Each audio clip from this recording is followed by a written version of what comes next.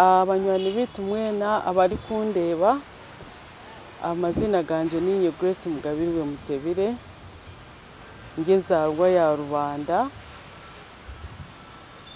ndaruga omukicweke kibari kweta Kacherere omuri Bufundi ndi muhara wa omwami Elifazi Jack Nkunda na Keren Nkunda.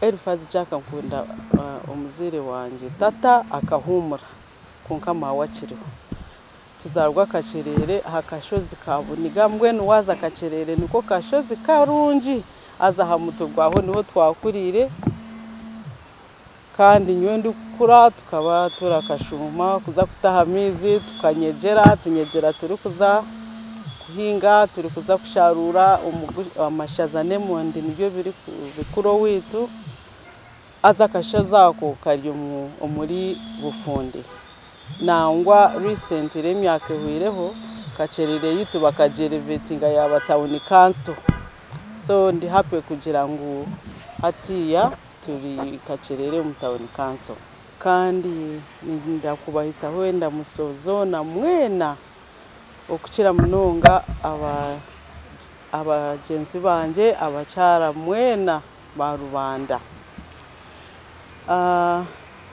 Ndiyo mukozi wa government ndakora mu kitongore cha government omuntu ire ndi gukora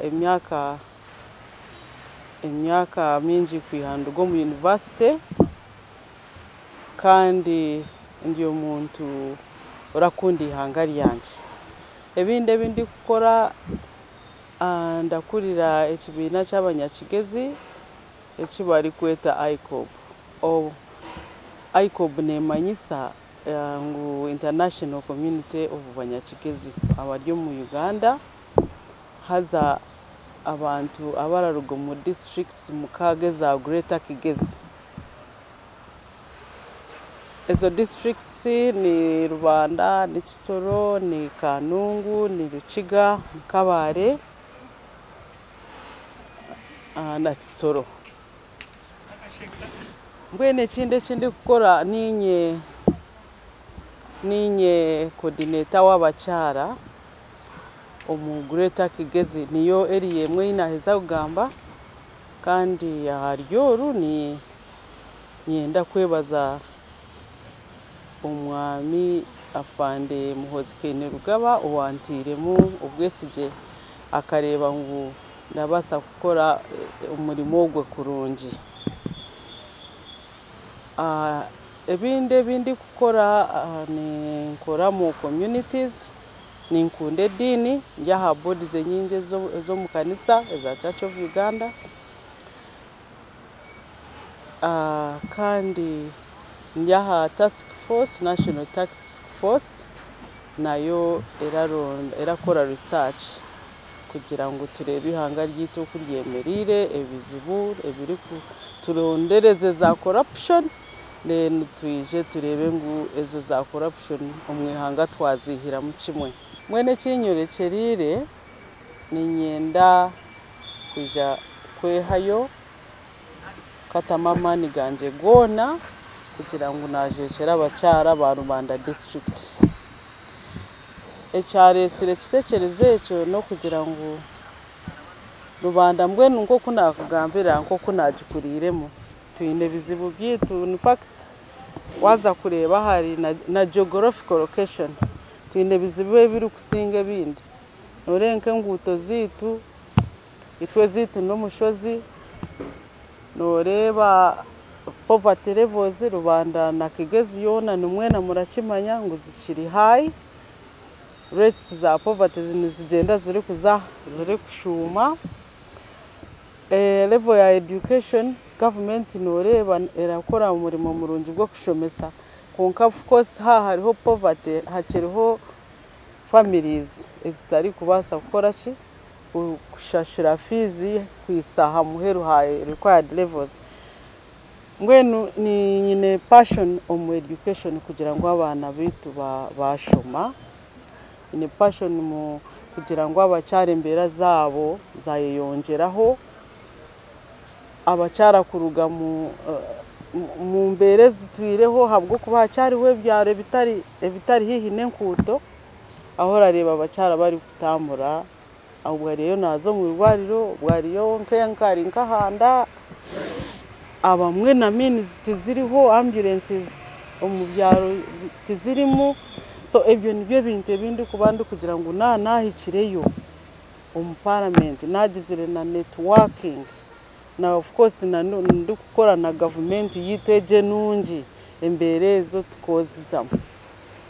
That is to do with the maternal health. Kandi na nubworobu no kugira ngo twahabura abacyara mbwene numureba eji government gumire leta programs ezo kugira zona ziri aimed kugira ngo ziriftinge embera nore na president Museveni agumire na tushomesa 1 acre model na tushomesa 4 acre model na kugira ati wabo tindi itaka utakafayo kozesa ka space akakoyine kugira ngo utunge ebyo kurya kandi hariho n'ekindi cyo kugira ngo by the way waba no kora ezo modo tori kutagetinga ebyo kurya byonka uri kureba ati hati nakora nk'enkoko kagire tujice nkoko kagira harubaje cyempunu kagira echembuzi ninguma ninguze mbuzi ninguma ninguza amahuri ata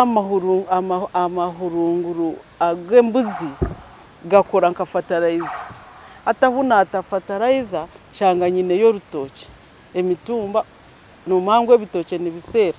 So ejo model is so good that no shanga ngo you are earning from eggs uriyo no guza amahuri uriyo no guza embuzi uriyo wakunda no guza nebitoke empunu nazo wazitankaho nazo noguze empunu ne bazisera so nogira income eri kubasa kukira no gwa in a lot of land atagikozise so oshanga ngo omumwanya mucogo orine income now income mejo no shomesa abana bashoma bagira fizi bahiko mukabarya naha mahuri banywa naha mate. So what are you doing?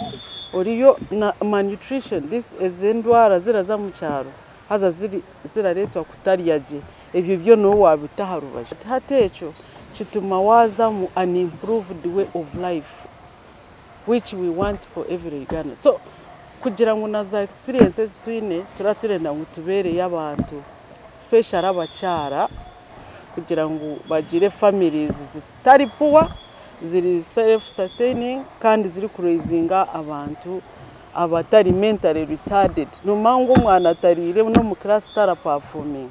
So all ejo approach nizenda ngo to eradicating many things kugira ngo we have a total person omuntu ari kuriya omuntu ari ku progressing ari kushoma and na family members bona bine some survival resources. Ekibine cyo kinagamba ecyabanyakigezi kuturashita mobilizing kugira ngo twayamba abantu abo murigeze omubyaro bito kunabagambira kandi cyo kubanza for example turiyo twinabishabo turi kushomesa around nka 20 turi kubahera fees tubiho mu byaro mu district sezo kandi turonda abishi abatari kwebasa abo family zabo zitari kwebasa tubashomesa kugira ngo baheza kubarahezo kujwara after graduation bagaruko muri kigezi mu districts zabo bakoremo bayambo mu bacyara bayambo mu maternal health kugira ngo twine resources twine nejo labor force qualified labor force ebinde bindu gukora no supporting ezo communities.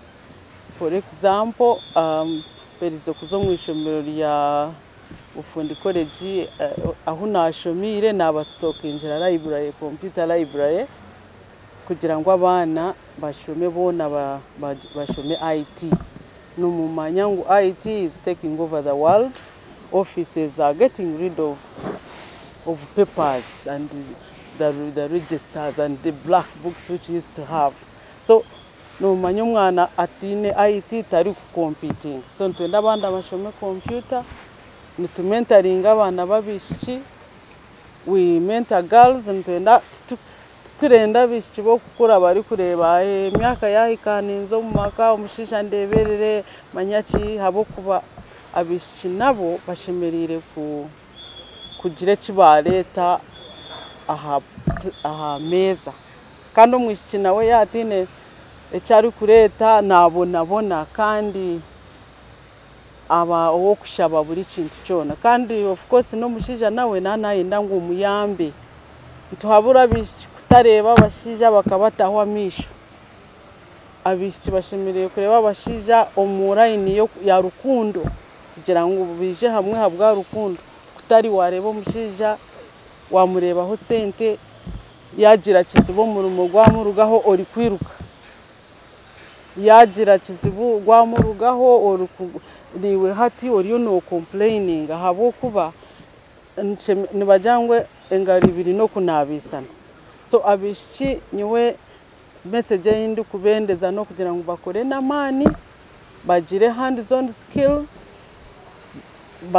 abari kubasaba shomi abatari kubasaba gire skilling programs zibazamo bashome yabo ryo musaruni yaba nuruke shweta yaba nukura nkahi yaba watandika nkebe bitwagambaho pigale ninga wagire nkuko ninga wakora ki konka abishi n'abacara ko birenda habahabura ngo buri muntu aryaho ayine cyari kutasa umushaho ye niyo program za government ezo ndaziferaho abo kubezo program zitakatandikire embera zikaziri kubi ezo programs ziyambire munonga zihire n'abantu harugudo ezo programs ziyambire munonga zacendeza n'ababire basibaga bagire nkankahi ko mu myanya yo habwo kwa abantu batandikire kuba bize umubari kora nore waza nko mu byaro no muri rubanda na no witu ati hayikireyo n'abashija bari gukora metal works bari gukora steel doors steel windows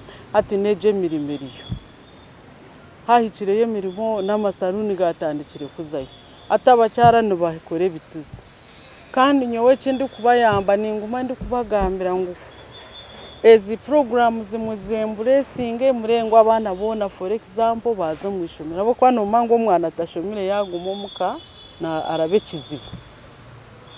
kizibu kandi tine cyaraye bise so okuyamba kwanje noreba no kushomesa okugamba nabo okugira ngo na twakora seminars turagamba nabo in fact na youth ni tuba meeting mu Kampala tubagambira ngo okuba mu university no manyejo ni age eri very active konka tubagira ngo no bako bari mu university bine kugira develop skills na discipline kugira ngo babe bari kutambuza babitambuze kurungi poverty kiriyo family zitine ene income atoro nazo ziriyo abantu tibine ubworo twagamba ngo buriyo kandi most importantly another thing hijiremo habit yo kwenda kugaruka kutugarure nyuma okugarure ibintu by'amadini haze ibintu by'amadini nitubyamagirira tibyine mugasho kandi abantu ba Uganda bona na kushira rubanda tushemerire kurwanisa ibintu by'amadini habo kuba nore waza ha development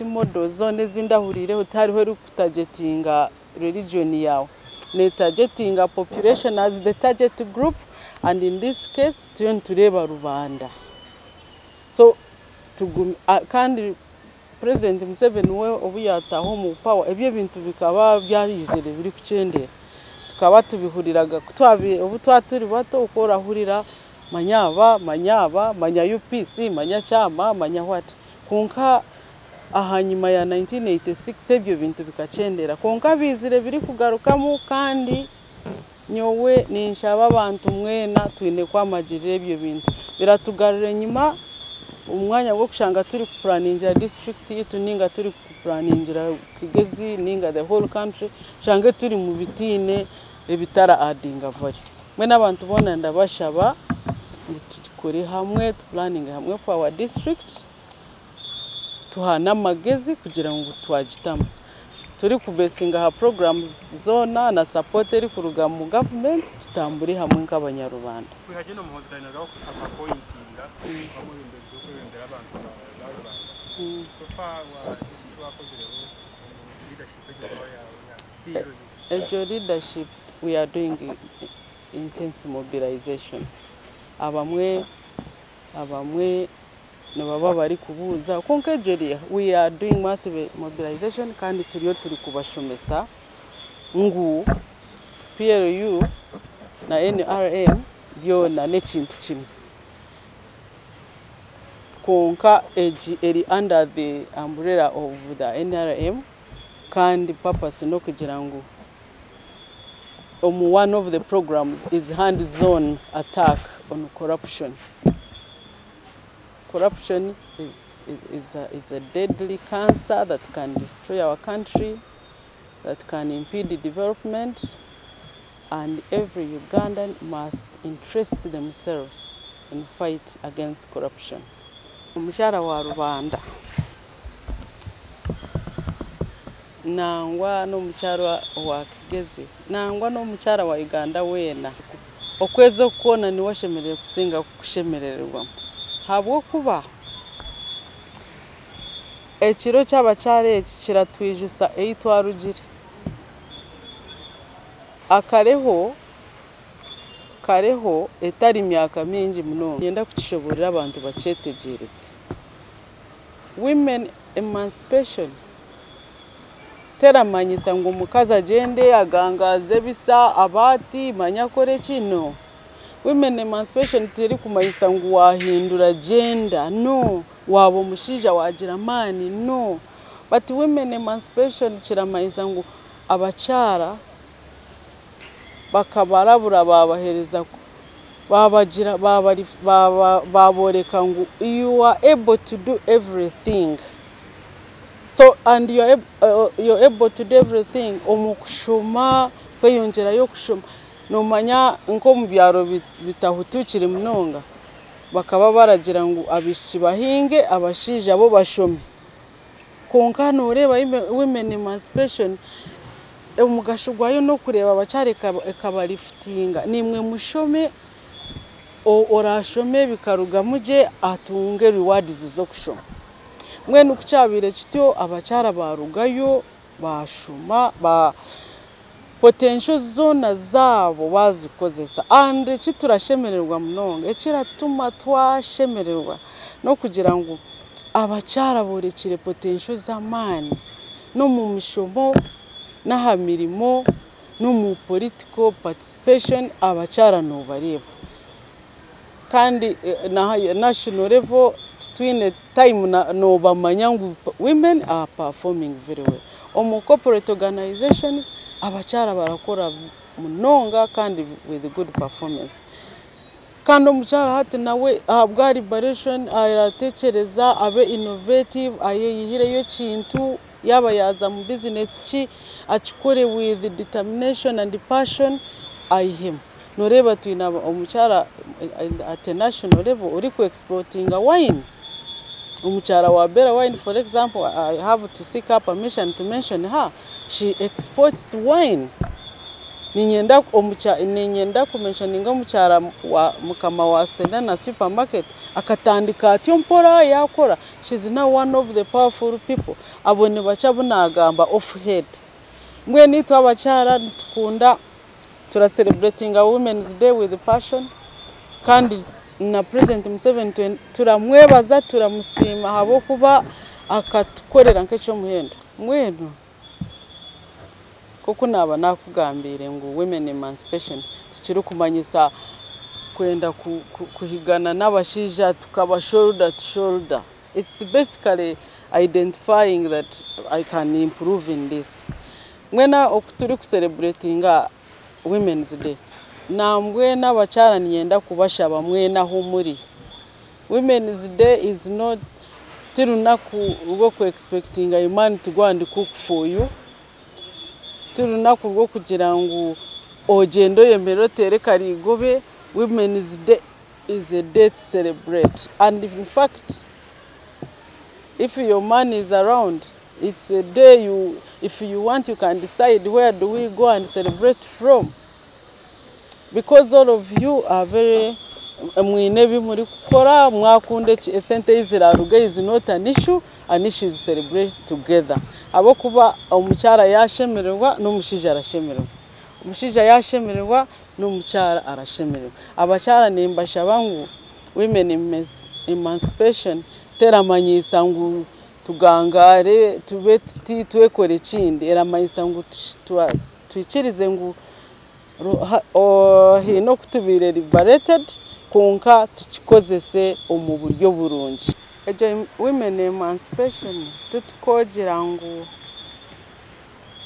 okay kora hurira yonko bu cases umushija nabasa kutera umukazi nangwa hariho buturahurira na cases no mucyara nawe ngo atiriba defilement okukozesa abana bato noreba waza mu police statistics somehow nogwa habushango mbwe nuko kori kumanya society hariho bunto buri kuguma bureshumbamo. So I don't know, I cannot authoritatively say that defilement is 0% or women violence is 0%. Zichirimu, we had stories of husbands who were forcing their wives to give them parish development model. Agira ati nyono manya atezo sente zintera hasi. Hari yaba umucyara kazi hayo agira ati zimpe ninye ndamakuzikoze. Umucyara yaza nko kwanga ushango ruhirwa mugiremo. So obwo buntu burimu konka tiburi ha tiburi bwinja and openly done. Kandi abacyara nko kuri kumanya hariho ari kugira ati nyoro ruhindarara narwo tinenda kureka makaganje kugashenya ahabwo ruhi. So harimo nabati n'abashija nabo harimo ori kugira ati mweno gumucyara yanteire kandi no manya culturally you don't wake up and say that woman my wife has beaten me. So n'abashija no shoti hino ubararurabyamu na wagira esti aza kunsherera ahabwo kugira ngo mukazi yantera. So ninjira obu cases obwo buri mu konka not really on an alarming scale. Konka nabwe abantu abarakore ibyo turabashaba ambo mucyara no kugira ngo namuberaho all the time when nakuberaho kandi byayenda nka financial support nkebe bya voluntary yabari able no basa kumugira we are doing this kind of outreach. You can even support you financially. Mwe no mushija ruyare ayashemere kuba with part of what the wife is doing. Odgo murimbarra ninga notekateka kwijo murimbarra abalinks youths beno buraro bwamani munonga kandi benene bitanda birungi tibakakoma buraro benene bala nungi bozirimecho kumye cyaburi muringo bene na hotelo halimu emere yakiraguju nangwa n'ekijungu kandi orende emere yo kutwaro waba balinks youths naco barakikora eco mujungu ari kweta ngo ni take away bene na sauna na steam ogesro na massage basa kubura bayikira kugira ngo bakoboherezobwe parking yabo ne yamani munonga kandi nimpango ebyo kwerinda byabo biri guruguru munonga kandi abalinks youths barashango mu Rurembo rwambara omuri Katete waruga parking ya boda boda ya St Mary's ori kwenda kubukinga urabasa kurabera namba ze smeji 075 kaga na mwenda kandi urabasa kugamba na director wa links youths ori kurabera namba ze smeji 0 kaga nemwe 55 ogesro ne ya 0 kaga nemwe 55 twena katurukangira links youths kugira ngo tutungo obuhereza burungi. My name is Grace Mugabiwe Mutebire. I would like to congratulate all the women of Uganda, all the women where you are, all over the country, all the women of Greater Kigezi, and particularly my friends, the women of Rwanda district. I want to congratulate you again upon making it to this year's Women's Day celebration. Where you are, I want to congratulate you. We congratulate each other as women because of the achievements that we have registered in our lives. Women's Day is highly appreciated by all of us, the women, because it is a day we celebrate how we were brought from the life of being regarded as people to only do the cooking. People refer to it as we were only limited to the kitchen, to dig, to fetch water, to carry children on our backs. But since women emancipation program was rolled in the country, we have made significant strides. We have attained education. We have enrolled in different activities. Women are excelling in businesses. We have women who are now importers and can export. For example, we have Bella wine proprietor who is exporting wine and earning us foreign exchange. We have the lady who owns Senana supermarket. She started on a small scale. She's now doing very well along the powerful men in town here.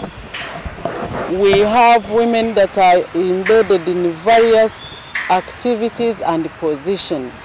We are proud that the Vice President of Uganda is a lady. We are proud that the Speaker of Parliament, Anita Among, is a lady. We are proud that we have now judiciary. We have quite a number of ladies who are in the judiciary. We are proud that in the corporate world, most of the CEOs, heads of organizations are ladies, and we are proud that they are performing so well, extremely well. And in terms of integrity, you have seen what happens in the country. We have not registered the biggest number of women involved and entering buses and what.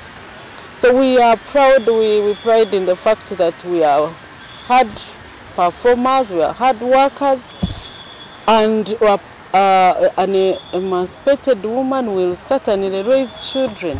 We bring something to the table, and I want to urge all the women out there, women wherever you are, let's work, let's involve ourselves in any activity that can bring food on the table. I want to request all women, and I want to beg that we celebrate Women's Day responsibly. Women emancipation, I want to add on this, does not mean you go there, you wear trousers. For men, it does not mean that you sit there and your husband is cooking for you. It does not mean that you overtake the role of men. It basically means we celebrate the hard work and the achievements with the people in our families, beginning with our husbands, beginning with our children. So when you're celebrating, kindly celebrate responsibly. You can actually cook the best meal that day. If your children love what, and your family and the husband, you can cook the best meal. They can take you out if your husband wants, because the love that God commanded us and the love between man and wife, they stand and they remain a constant factor. All the achievements of the hard work and realized dreams will come and support the love that is in a family, and we live happily. A happy family will certainly create and lead to a happy country. So as women, let's build Uganda. Let's build Uganda. Let's make a Uganda that everyone is proud of. And women, I urge you, wherever you are, let's serve our country with integrity so that they can see the difference. Let us not abuse. Women, I kindly request, let's not abuse the trust that we were given. Let's use it because it has been a dream in our lives. The role of men is to, one, they also should be proud that their wives are no longer limited to only being in the kitchen. accordingly, if there is anyone who is supposed to applaud the women especially, it is our husbands, because life has become easy for them. Because women will support them to run the families. Will support them to make sure that the family can sustain itself. And in fact, when your husband or a man or a brother or a father is not doing it financially, women can help them. Women are able to build for their parents, for their families, for the society and for the communities. So men, we request and urge you and beg you to keep supporting your wives wherever you are and appreciate them. And when they are facing, for example, stress in offices, you should be the person to say, no, it is possible and it is doable. So we cherish and we admit and love when men are supporting us. I am passionate about women education, and I already mentioned how we are overseeing some sponsorship programs for the girls in Kabale University. We mentor the students, we meet the youths who are from various universities, and we mentor and we talk to them and encourage them that it's not about acquiring education, but moving a total person to a focused person so that they don't miss along the way. And I am involved in community work. I am very passionate about church activities. People coming closer to Christianity will create a reliable person. And I love it when women are doing so well, and it is my passion. So that women are not begging, girls are not begging. I don't like it when I see our girls going for money, going in wrong relationships because of money. Because women were made in a way that they can multi-purpose. And in a way of multi-purpose, we can make our living, we can earn. So I urge every woman, don't let no one involved in any other bad decisions because they're going to pay you. I urge women, wherever you are, to work hard and be determined, for the whole nation will depend on us. Government has helped women in very, very many various ways. You know, there are women all over the country. There are women programs. There are, of course, like this PDM has helped women. Women all over the country are doing something using the funds that they were given. If you look at the issue of education, there's a time Makerere University introduced the 1.5 program because the statistics of male to female ratio was so low on the side of women, and they were like, in a way of uplifting the girls, let's add them 1.5. That had a very great impact, because immediately the female enrollment was boosted, and we have had very many ladies who came out because of that regime. Government, you know, through free primary education, girls were able to enroll, girls from families which would not afford. Government has put very many, for example, on the side of health, there are women programs, there are free women's whatever. So there are many, I can't go through them now, but we are grateful the government has given us very, very big and huge support, and we do appreciate. My final message is to encourage the ladies of Rwanda to celebrate again on 8th of March the achievements that we have registered. I want to encourage you to work hard, to continue making the very various achievements that we are making.